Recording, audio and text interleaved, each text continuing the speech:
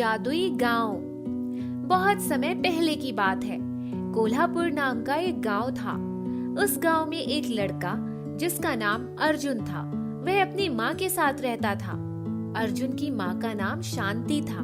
अर्जुन और उसकी माँ एक छोटी सी झोपड़ी में रहते थे और वे बहुत ही गरीब थे। अर्जुन के पास एक गाय थी जिसका दूध बेचकर वह अपना और अपनी माँ का पेट भरता था। कोल्हापुर गांव का मुखिया, जिसका नाम तेज प्रताप था, वह बहुत ही घमंडी और कठोर दिल का था। वह अर्जुन के सारे जमीन पर पहले ही कब्जा कर लिया था, जिससे अब अर्जुन के पास झोपड़ी के अलावा और कुछ भी नहीं था। एक दिन अर्जुन अपनी माँ से अपने पिताजी के बारे में पूछने लगता है। माँ, जब भी मैं पिताजी के बारे में आपसे पूछता हूँ तो आप चुप क्यों हो जाती हो? आज मैं आपसे जानकर रहूंगा कि मेरे पिताजी कहाँ है। बेटा, तुम हमेशा इस बात पर क्यों अड़ जाते हो?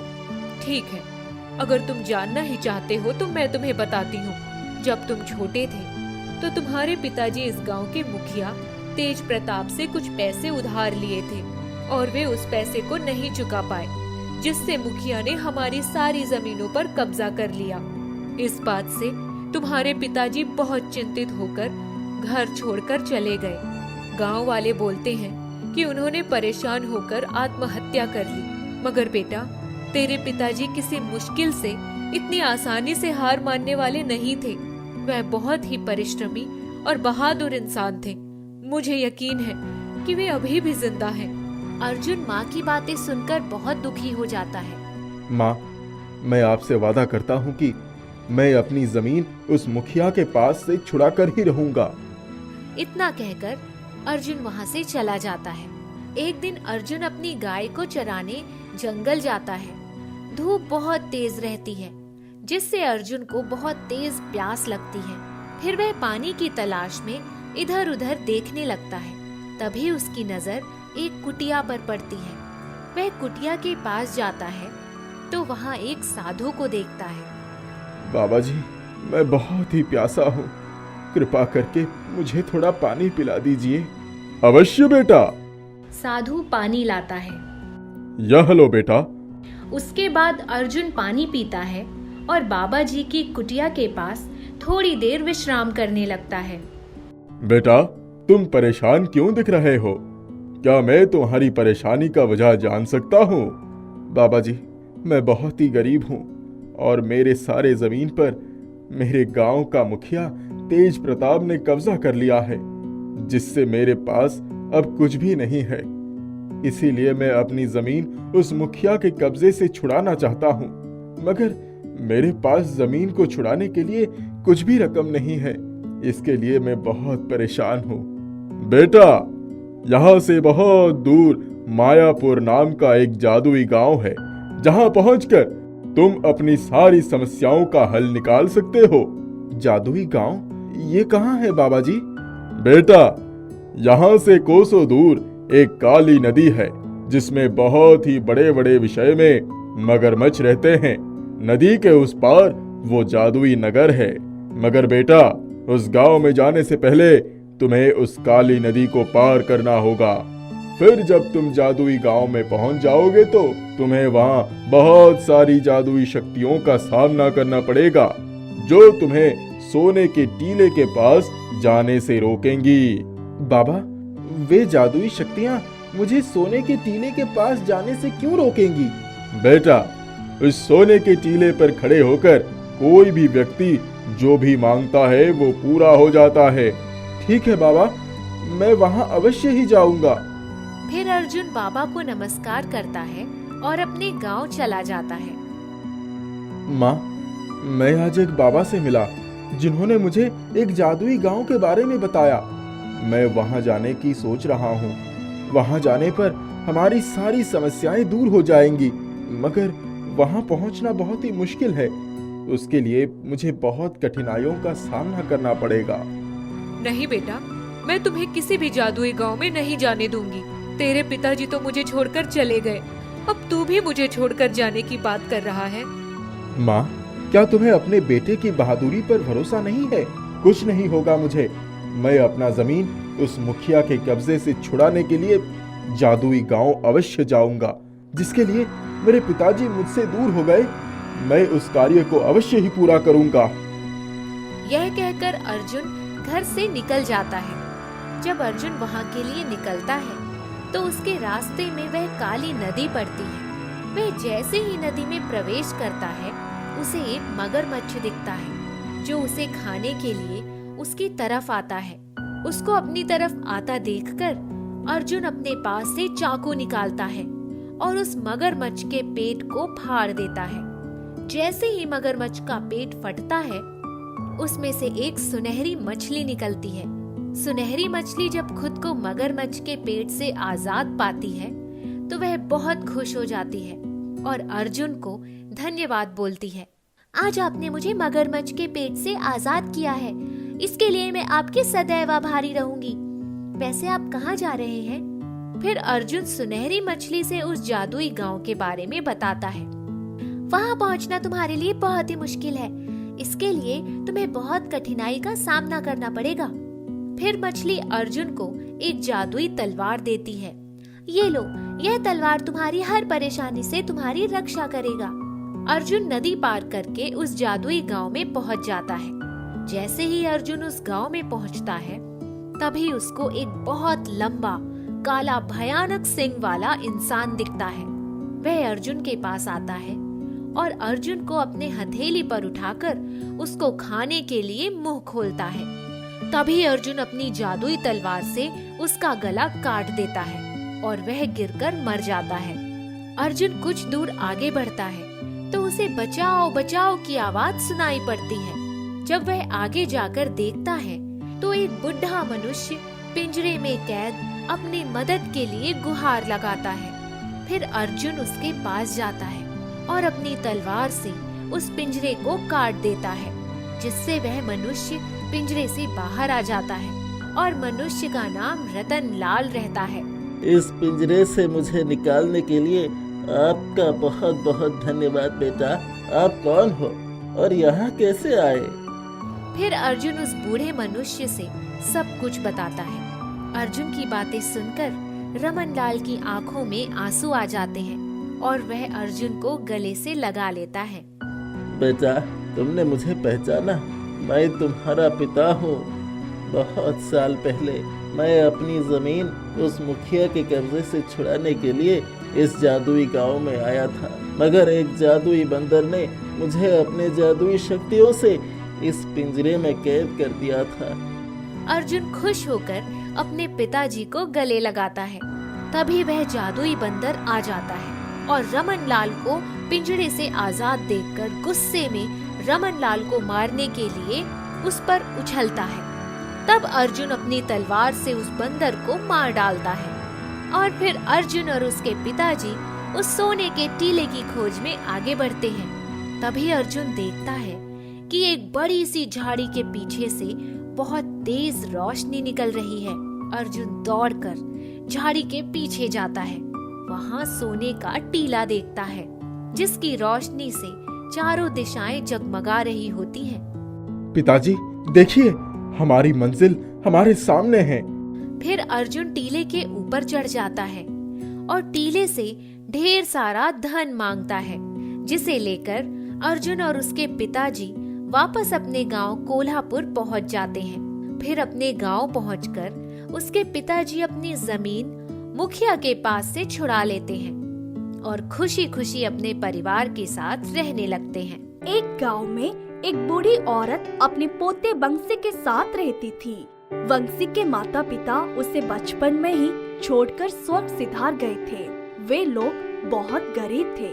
बंसी गांव में खेतों में मेहनत मजदूरी करके जो कुछ भी लाता उसी से उनका खर्च चलता था। उनके पास एक गाय थी जो थोड़ा बहुत दूध दे देती थी, जिससे थोड़ी बहुत आमदनी हो जाती थी। एक बार जब बंसी खेतों से काम करके वापस आया तो उसने देखा कि उसकी दादी सो रही थी। उसने दादी को जगाया। तब दादी बोली, मुझे सांस लेने में बड़ी दिक्कत हो रही है बेटा, मुझे वैद्य जी के पास ले चलो। बंसी ने जाकर दादी का संदूक खंगाला तो उसमें सिर्फ 20 रुपए पड़े थे।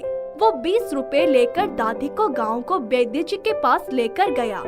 वैद्य जी ने दादी की नाड़ी देखी और बताया कि लगता है तुम्हारी दादी लकड़ी के चूल्हे पर खाना बनाती है, जिसकी वजह से उनकी फेफड़ों में धुआं जम गया है और इस वजह से उनको सांस लेने में दिक्कत हो रही है।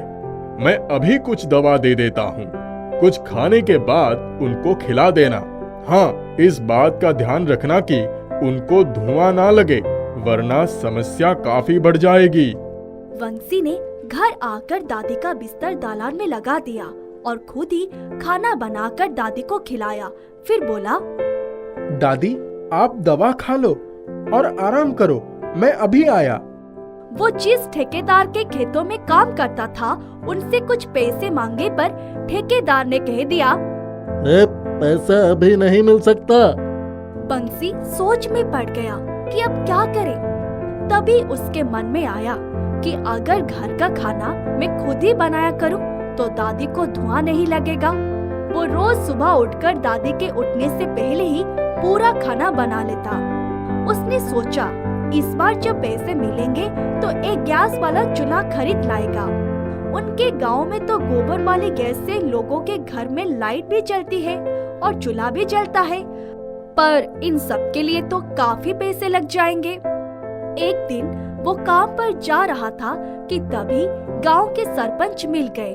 उन्होंने बंसी से कहा, अरे बंसी, हमारा जानवरों की देखभाल करने वाला हरिया अपने बेटे के साथ बनारस चला गया है। क्या तुम किसी को जानते हो जो सुबह शाम जानवरों का चारा पानी और साफ सफाई कर दे? अरे ये काम तो मैं ही कर दूंगा, उसके बाद काम पर चला जाऊंगा। दूसरे दिन से ही उसने सरपंच के घर का काम पकड़ लिया। उसने सोचा, जब पगार मिलेगी तो सबसे पहले एक गैस का चूल्हा खरीद लूंगा, फिर धीरे धीरे गोबर गैस भी लगवा लूंगा। वो दादी को रसोई में जाने ही नहीं देता था। दादी भी अब ठीक हो गई थी। जब पहली बार सरपंच ने उसको पगार दी तो वो गैस का चूल्हा ले आया, रसोई में रख दिया। दूसरे दिन वो खेतों पर जाने से पहले खाना बनाने गया तो देखा चूल्हे पर चाय बनकर तैयार रखी है। दादी आपने चाय क्यों बनाई? मैं आ तो रहा था। मैं तो रसोई में गई ही नहीं।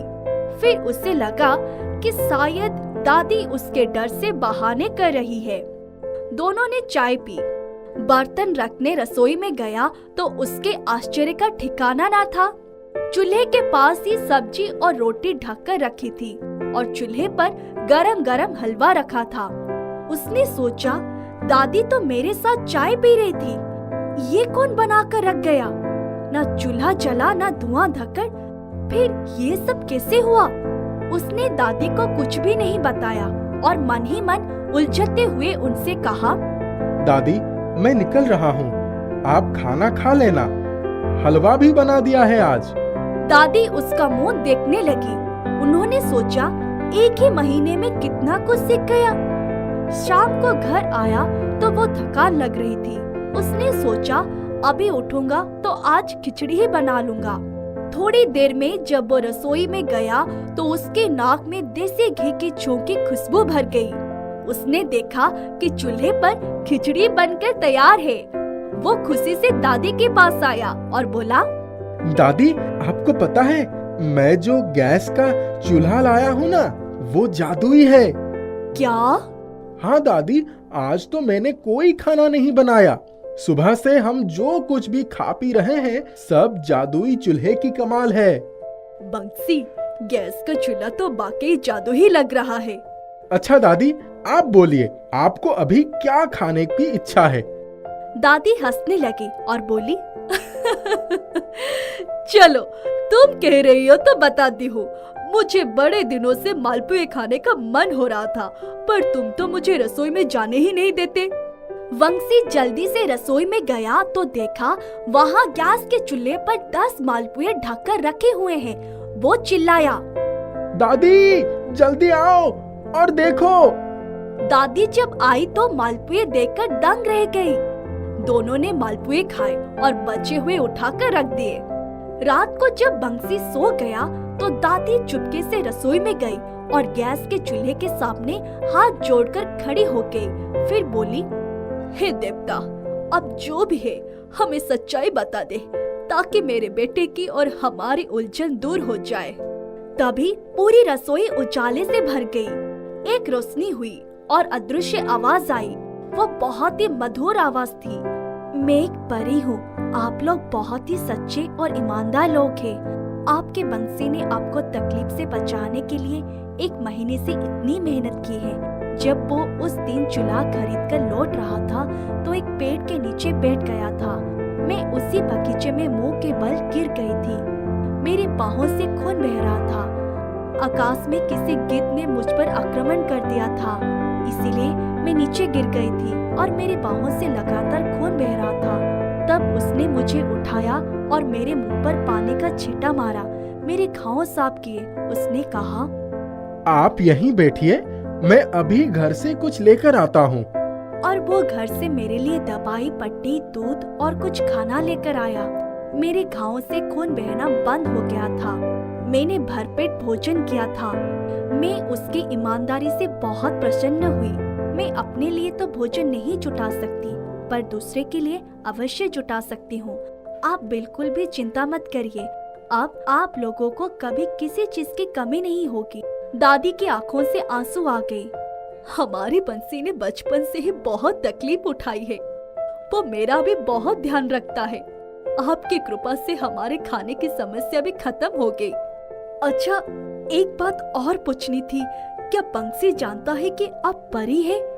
नहीं, घायल होने से मेरे पंख टूट गए थे, पर अब मैं ठीक हूँ। हाँ, आप लोग जितना भी खाना चाहेंगे उतना खाना मिल जाएगा। अब मैं चलती हूँ। दूसरे दिन बंसी जब सोकर उठा तो दादी ने उससे पूछा, उस दिन बगीचे में तुमने किसकी मदद की थी और किसको खाना खिलाया था? उस दिन, हाँ, एक बहुत ही खूबसूरत सी लड़की थी। वो गिर गई थी। उसके घाव साफ करके दवा लगा दी थी और उसे खाना भी खिलाया था। आप उस समय सो रही थी, इसीलिए बताना भूल गया। बेटा, वो परी थी। उसी ने मुझे सब कुछ बताया और कहा कि अब से हमें जो भी खाना चाहिए वो सोचते ही मिल जाएगा और अब हमें कभी किसी चीज की कमी नहीं होगी। बंसी उठकर बैठ गया और बोला, दादी, आप क्या कह रही हैं? हाँ हाँ बेटा, सच में। दूसरे दिन से ही वे लोग गैस के चूल्हे से ढेर सारा खाना मांगते और अपने जैसे गरीबों में खाना बांट देते। धीरे धीरे उनके पास सब कुछ हो गया। जादुई गैस का चूल्हा तो बहाना था। असली करामत तो बंसी की दूसरों की मदद करने वाली आदत थी। उनकी जिंदगी में अब कोई कमी न थी।